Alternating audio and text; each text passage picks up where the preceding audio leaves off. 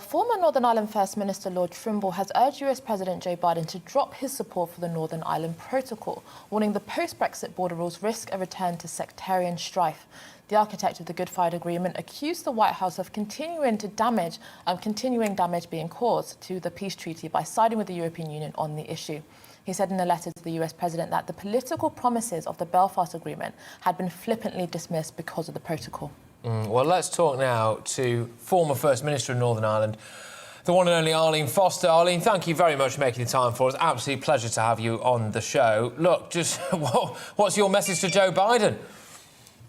Well, first of all, very much welcome this letter from the former First Minister Lord David Trimble. I think he has very clearly set out why Joe Biden should not be supporting the implementation of the protocol. Just to take a step back, Patrick, if I may, the protocol was put in place between the European Union and the UK to have two objectives. The first was to protect the internal market of the European Union. In other words, that goods of a lesser standard wouldn't leak into the internal market of the European Union through the back door of Northern Ireland. Of course, we all know that the risk is very minimal in respect of that. But the second objective was to protect the peace in Northern Ireland through respecting the Belfast Agreement. And of course, it hasn't done that. It has done quite the opposite of that, because what it does is cause a trade barrier between Great Britain and Northern Ireland. And therefore, that very intricate balance in Northern Ireland, respecting east-west relationships as well as north-south on the island of Ireland, has been broken. And all of those intricate supply chains between Great Britain and Northern Ireland, of course, we're all one country in the United Kingdom. And so naturally, we have very much intricate supply chains have been broken. And that has been caused by the protocol. And as you can imagine, those of us who believe in the Union are very annoyed about that. We think it's the wrong way to go. And therefore, the protocol has to be changed. Now, the protocol can be changed, of course, because in it itself, in Article 13.8, it talks about those agreements that supersede the original protocol. So all of this grandstanding about the European Union saying that it can't be renegotiated is wrong, because the actual protocol itself foresees it being changed and altered and replaced. I mean, but some people would argue that this is just some of the unfortunate and challenging consequences of Brexit. Prime Minister Boris Johnson said that the deal was oven ready, and we are just experiencing the realities of Brexit. What do you say to that argument?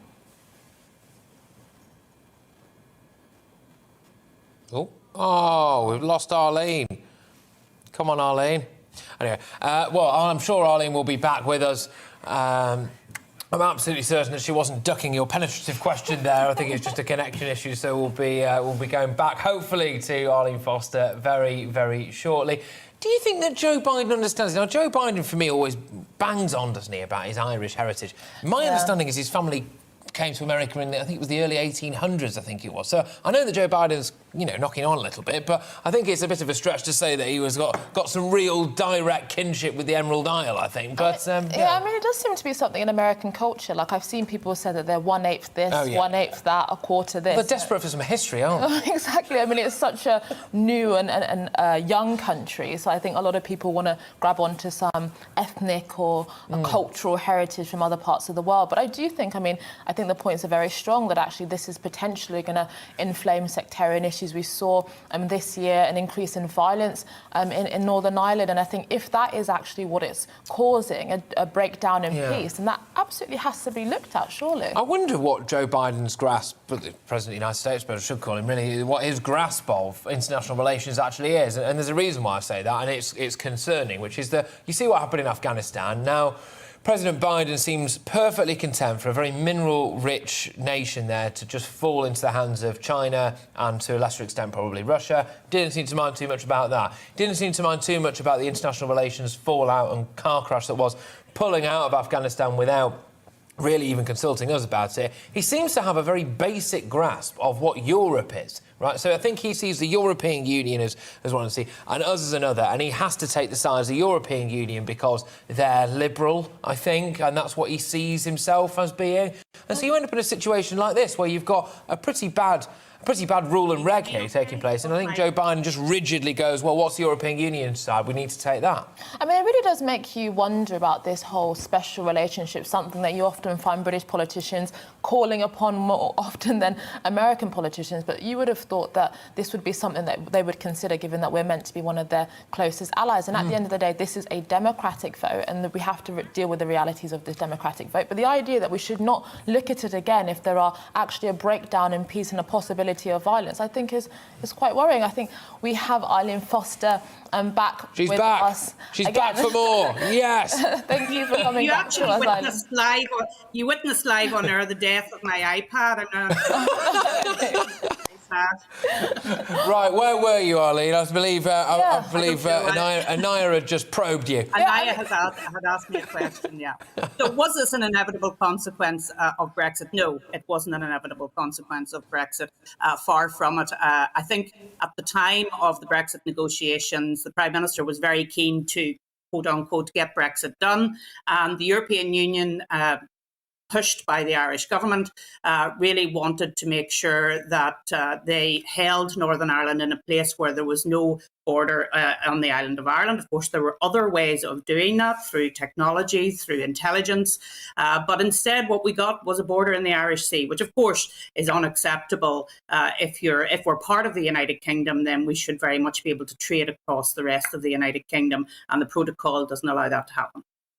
OK, and just in terms of Joe Biden's involvement in all of this, really, do you think he actually has a grasp of the granular detail of all of this, or do you think he's just picked a side, really? He's picked the European Union. What do you reckon? Well, he's picked a side, and the side is the Republic of Ireland. He's decided to back what they want in all of this. That's no surprise, really, because Irish America is quite a strong voice in the Democrats, as we know.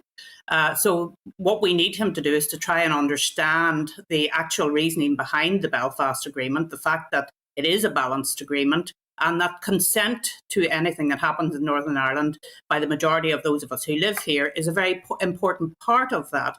And that's why David Trimble has pointed that out, that consent within the Belfast Agreement is a very important part of that. At the moment, the European Union rules apply in Northern Ireland without any democratic say-so from the people who live here. And I think that's fundamentally wrong. And David's been pointing that out to Joe Biden. Eileen, do you have an alternative plan that could, deal with this issue? Because some people would argue that there's no perfect solution for what is quite a complex and fraught issue, this. Well, at the time of the negotiations, we had been very clearly saying that there were alternative arrangements in Ireland that could have been put in place to deal with these issues.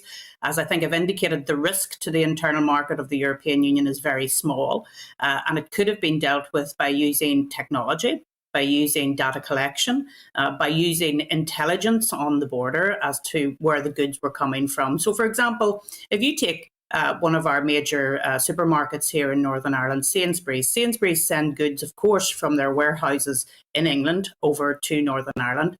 The risk of those goods going into the Republic of Ireland is very small for a couple of reasons. First of all, there are no Sainsbury's stores in the Republic of Ireland. And secondly, of course, our goods are marked in pounds sterling, whereas the goods in the Republic of Ireland are marked in euros. Arlene, there's a lot of love coming your way on our inbox here. Thank goodness you snapped up Arlene, so I just thought I'd make you aware of that. But what's the mood like on the ground in Northern Ireland at the moment? I mean, I've not had the pleasure of going to Northern Ireland for quite some time now, and there's a concern, isn't there, that obviously there could be a return to some kind of social issues, etc. I mean, what's the actual mood like on the ground at the moment? I think the mood is very febrile. I think people are very upset about what has happened. I think COVID has dampened that down a little bit. You would have seen much more on the street protests if it hadn't been for the COVID restrictions. And as I understand it, the now leader of the Democratic Unionist Party, Sir Geoffrey Donaldson, is making quite a major speech on how he intends to deal with all of these issues on Thursday. So we should watch this space to see what he has to say in relation to how to move forward. But what I would say to our own government is you have a duty to the citizens who live in Northern Ireland to protect the internal market of the United Kingdom, never mind about the internal market of the European Union, which we're meant to have left. you have a duty to protect the internal market of the UK, and therefore you must act. And I hope that Lord Frost, who has been listening very carefully to the concerns of people here in Northern Ireland, will act, and he will change that protocol in a very fundamental way.